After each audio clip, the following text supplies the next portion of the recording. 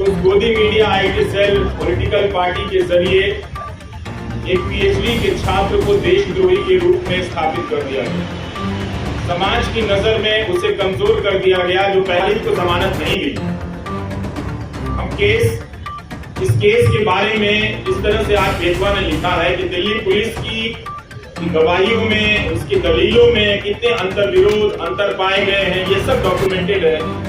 और आप सभी को पढ़ना चाहिए कि एक पत्रकार ने, और पत्रकारिता सीखने के लिए भी पढ़ना चाहिए कि अपनी उस बात को कहने के लिए बेतवा शर्मा और उनकी टीम ने कितने हजार पन्नों के दस्तावेजों को पलटा होगा। और पहले से ही कमजोर, हमारी आपकी तरफ पढ़ने लिखने वाला एक लड़का था, नहीं जानता था कि इसके पीछे इतनी तैयारी से सिस्टम ने हमले के सामान निकाल लिए। दूसरा तरीका, राज्य ने अपनी हिंसा का ये बदला, ये आप सभी लोग सुन रहे हैं उसे समझना भी चाहिए कि पहले राज्य कानून की धाराओं की आड़ में छिपकर हिंसा करता था, लेकिन अब हिंसा करने के लिए वो कानून बनाने लगा है ताकि वो खुलकर हिंसा कर सके। ये जब बड़े बड़े न्यायाधीशों को अंडर ट्रायल के बारे में बोलते हुए सुनता हूँ तो मुझे लगता है कि यही 2-4 केस उन्हें भी नजर नहीं आते होंगे, या उन्होंने भी अपनी सुविधा के हिसाब से इन कुछ केस को देखना सुनना बंद कर दिया है, इस तरह से कि ये केस छोड़कर बाकी और केस पर बोला जाए। कभी कभी न्याय व्यवस्था की अंतरात्मा किसी रात को जगती होगी, और जब जग जाएगी तो देखेगी कि कानून के हाथ लंबे नहीं, उस कानून के हाथ रंगे हाथ भी होते हैं। उसे नजर आएगा, वो बात समझ में आएगी कि क्या हो रहा। हम सब ने यह भी देखा है कि मीडिया के स्पेस से उमर खालिद को धीरे धीरे पीछे की तरफ धकेल दिया गया, किनारे कर दिया गया, ताकि बुलाने की प्रक्रिया में तेजी आए। राज्य कई तरह के सेंसर लगा रहा है, लेकिन फिर भी आप बातों को पहुंचाने के लिए अपने कैमरे हाथ में थाम कर उठाकर खड़े, ये बहुत बड़ी बात है। मैं याद करना चाहता हूं उमर के साथ आज बेतवा शर्मा को भी, जिन्होंने दिल्ली दंगों के मामले में शानदार रिपोर्टिंग की, आज भी की है बेतवा ने, और पहले भी सपूरा के मामले में उन्होंने शानदार रिपोर्टिंग की। और इसकी वजह से लोगों ने जाना कि नताशा नरवाल, देवांगना कालिता, इन सबके साथ क्या हो रहा है। इन्हें जमानत मिली, लेकिन उमर अच्छी बात है कि प्रेस क्लब है जहां पर आकर लोग अपनी आवाज उठा सकते हैं। 1000 दिन से उमर खालिद जेल में हैं। 1000 दिन हो गए, न तो ट्रायल शुरू हुई न जमानत। हमने तमाम बहसों में, कानून के फैसलों में यही पढ़ा और समझा, अदालतों की टिप्पणियों में देखा और जाना कि जमानत अधिकार है और जेल अपवाद। 1000 दिन उमर खालिद के जेल में नहीं हो गए। और आज आप सभी जो भी इस मौके पर यहाँ जमा हैं, जिन्होंने ट्विटर पर लिखा है, और आप सबके सैकड़ों मोबाइल फोन के जरिए जो लाइव लोग देख रहे हैं, उन सब ने बहुत बड़ा काम किया है। पूरी कोशिश यही है कि उमर खालिद की लड़ाई बुला दी जाए, लेकिन आप सब ने आकर जता दिया कि लड़ाई बुलाई नहीं जा सकेगी। उसकी अकेले की लड़ाई अंदर की है, लेकिन बाहर भी आप उसकी यातनाओं को जो वो झेल रहे हैं, उसे आप महसूस करते रहेंगे। हमने पिछले 9 सालों के दौरान राज्य की हिंसा करने की क्षमता को बदलते हुए देखा।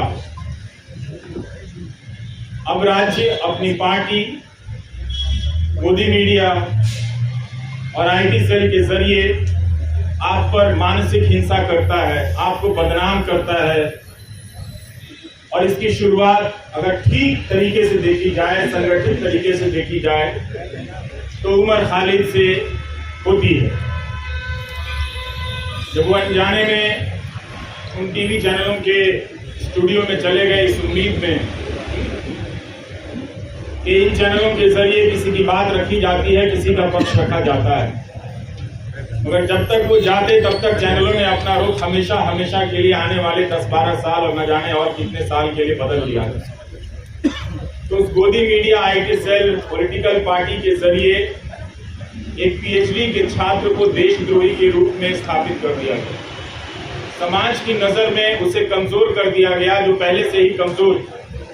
हमारी आपकी तरफ पढ़ने लिखने वाला एक लड़का था जो नहीं जानता था कि उसके पीछे इतनी तैयारी से सिस्टम ने हमले के सामान जुटा लिए। दूसरा तरीका राज्य ने अपनी हिंसा का ये बदला,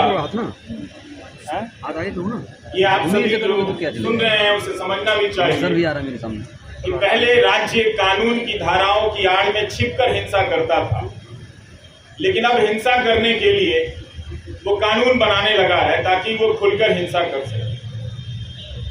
ये बदलाव आया है और आज राज्य हम सब देख रहे हैं। सिर्फ उमर खालिद नहीं है, शोमा सेन भी हैं भीमा कोरेगांव केस में 5 साल से अंडर ट्रायल।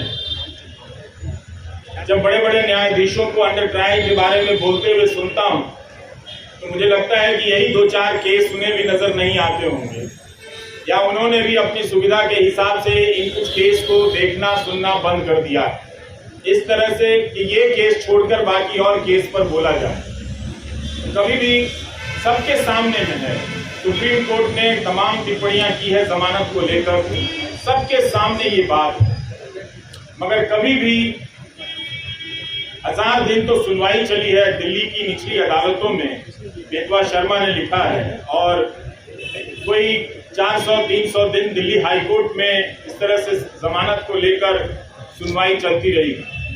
इसके बाद भी जमानत एक इतनी मुश्किल उम्मीद इस लड़ाई में बनकर सामने आ गई। यही उम्मीद कर सकते हैं कि कभी कभी न्याय व्यवस्था की अंतरात्मा किसी रात को जगती होगी, और जब जग जाएगी तो देखेगी कि कानून के हाथ लंबे नहीं, उस कानून के हाथ रंगे हाथ भी होते हैं। उसे नजर आएगा, वो बात समझ में आएगी कि क्या हो रहा है। हम सब ने यह भी देखा है कि मीडिया के स्पेस से उमर खालिद को धीरे धीरे पीछे की तरफ धकेल दिया गया, किनारे कर दिया गया, ताकि बुलाने की प्रक्रिया में तेजी आए। मैं अक्सर सोचता हूं कि जो लोग शुरू में बोला करते थे वो लोग आगे चलकर बोलने की प्रक्रिया से ऊब गए, या उस प्रक्रिया के सहयात्री हो गए, जिसने ये तय किया है कि हम जब किसी के साथ इस तरह की यातना करेंगे, मुखार धाराओं में उसे बंद कर देंगे, तो उसे भूल जाना होगा, उसे उसके हाल पर छोड़ देना होगा।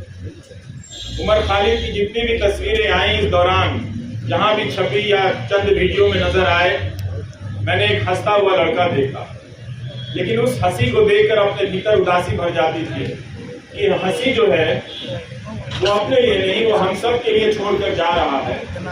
कि आप शायद अपनी जिंदगी में सामान्य होंगे, इस वक्त एक ओवर में फालतू का मुकाबला चल रहा है, इंडिया ऑस्ट्रेलिया के मैच में ट्वीट करके अपने आप को क्रिकेट प्रेमी जता रहे होंगे, जता सकते हैं, बिल्कुल अपनी जिंदगी जी सकते हैं, और जिंदगी को उसी रोशनी और संगीत के साथ जी सकते हैं। मगर याद करने का जो फर्ज था नागरिकों का, बहुत लोगों ने भुलाया, और ये होते हुए हमने देखा। उनके लिए एक ऐसा विषय बन गया जिस पर लिखना, जिस पर बोलना राज्य से टकराने के जैसा हो गया, वो अपना हिम्मत हारने लगे। लेकिन यहाँ आकर यही लगा कि शायद मैं उन 2-4 लोगों की परवाह कर रहा था, आप 1000 लोगों को, सैकड़ों लोगों को नहीं देख रहा था जो आप राज्य से लड़ रहे हैं। राज्य कई तरह के सेंसर लगा रहा है, लेकिन फिर भी आप बातों को पहुंचाने के लिए अपने कैमरे हाथ में थाम कर उठाकर खड़े। ये बहुत बड़ी बात। मैं याद करना चाहता हूं उमर के साथ आज बेतवा शर्मा को भी, जिन्होंने दिल्ली दंगों के मामले में शानदार रिपोर्टिंग की, आज भी की है बेतवा ने, और पहले भी सफूरा के मामले में उन्होंने शानदार रिपोर्टिंग की, और जिसकी वजह से लोगों ने जाना कि नताशा नरवाल, देवांगना कालिता, इन सब के साथ क्या हो रहा है। इन्हें जमानत मिली, लेकिन उमर खालिद को जमानत नहीं मिली।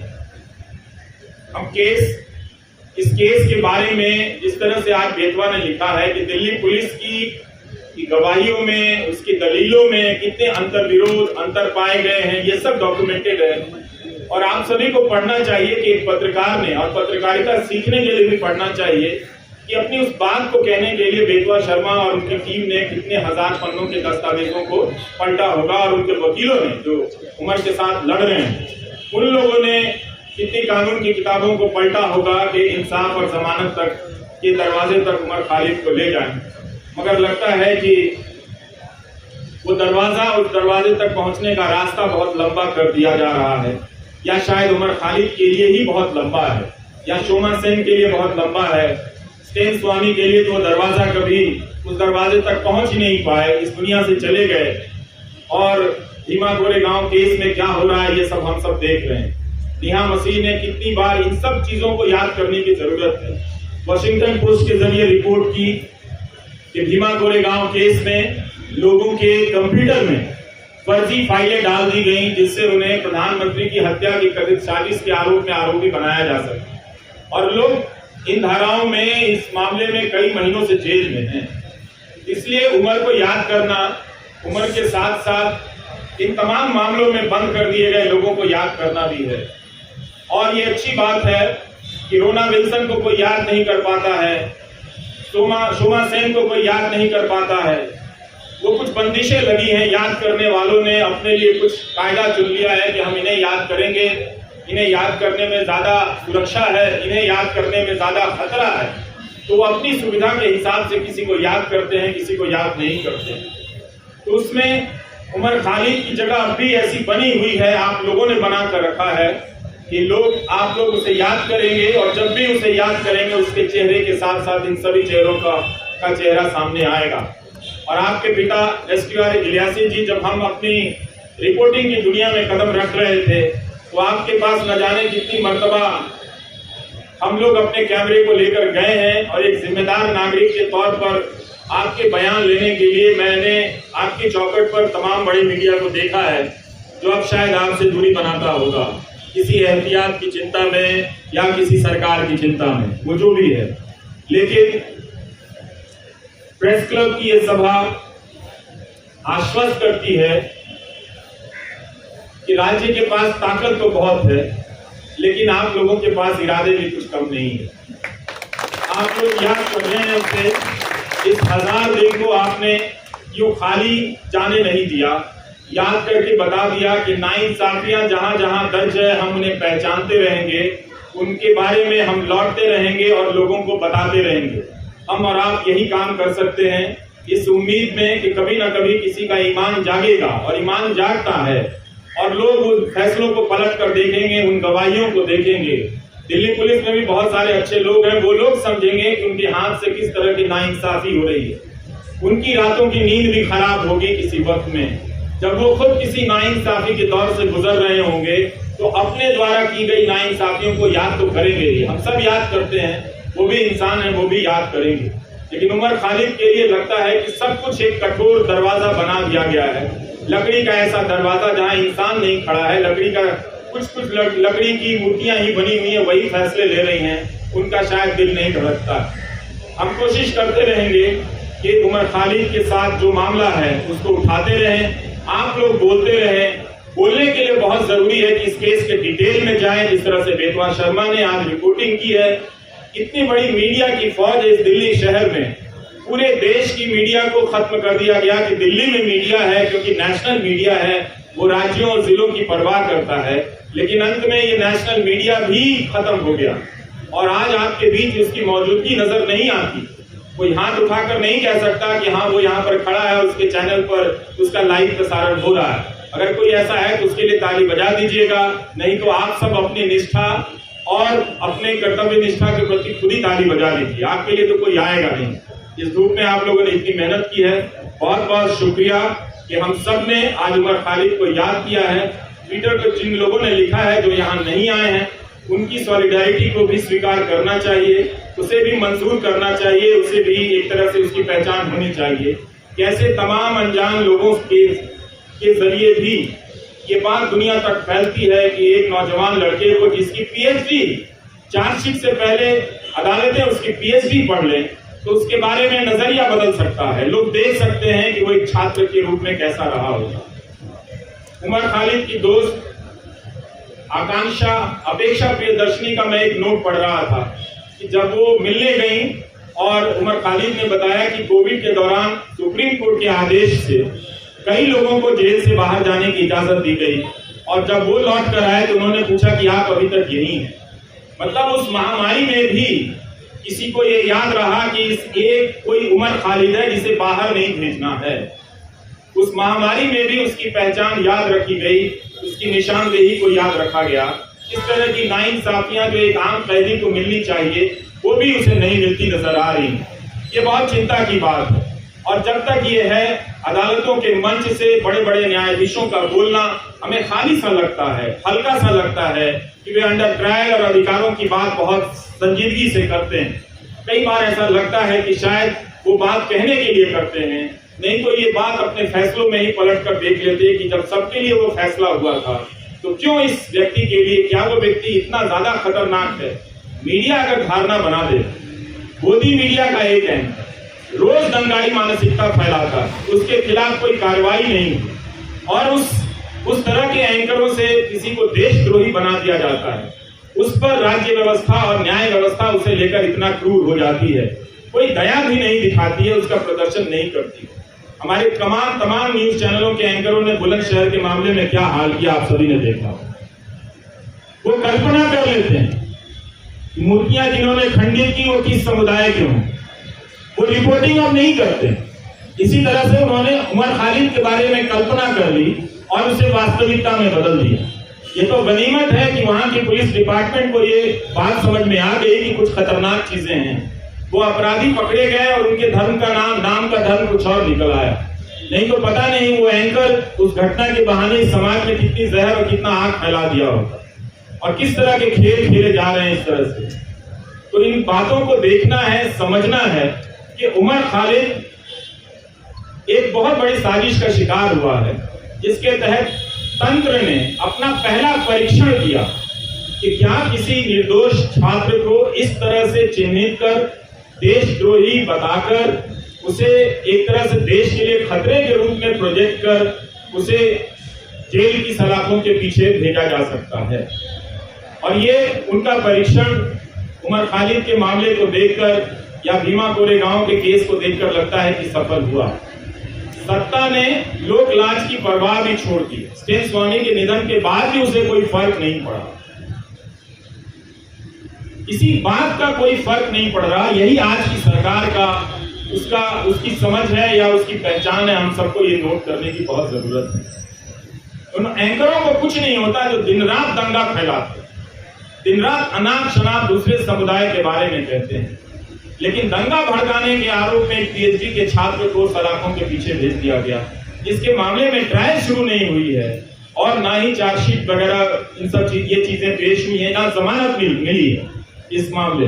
तो हमें इस अंतर को पहचानना है कि कुछ लोगों को दंगा फैलाने की खुली छूट मिली हुई है, गोली मारने के नारे लगाए जा रहे। वो कौन लोग थे जो इस कानून को लेकर आए और आज तक इस कानून को लागू नहीं कर सके। इस कानून को लागू करने के नियम तक नहीं बनाए गए, लेकिन 2019 के दिसंबर में आप जाकर देखिए लौट कर, तो इस तरह से सब कोई चिल्लाता था, चीखता था सरकार की तरफ से कि इस कानून को सूर्योदय से पहले ही लागू हो जाना चाहिए, ताकि दिन के निकलने से, सूरज के निकलने के साथ ही हम सब इसे लागू करें और देश को बचाएं।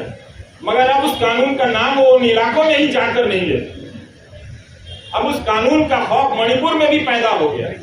वहां भी कुकी जनजाति के लोग इस बात से चिंतित हैं, घबराए हुए हैं कि क्या कहीं ऐसा होगा कि हमें भी एनआरसी की यातनाओं से गुजरना होगा। तो मणिपुर को लेकर देख लीजिए या दिल्ली दंगों को लेकर, जिसकी जवाबदेही तय होनी चाहिए थी, गृह मंत्री, उनकी जवाबदेही तय नहीं, आज तक तय नहीं। गोली मारने के जो नारे लगा रहे थे उनका मंत्रिमंडल में प्रमोशन हो जाता है। सुप्रीम कोर्ट को कहना पड़ा दिल्ली पुलिस से कि ये जो नारे लगा रहे हैं वो मेडिकल प्रिस्क्रिप्शन नहीं है। इसके बाद भी जो व्यक्ति शांति की अपील करता रहा, शांति की बातें करता रहा, वो दंगों की साजिश के आरोप में जेल में इस तरह से बंद कर दिया गया है। तो इस 1000 दिन को आप याद रखें। ये 1000 दिन सिर्फ उम्र के नहीं हैं, ये 1000 दिन भारतीय नागरिक समाज, न्याय व्यवस्था के अफसोस के दिन भी हैं, उनके शर्म के भी दिन। नमस्कार, थैंक यू।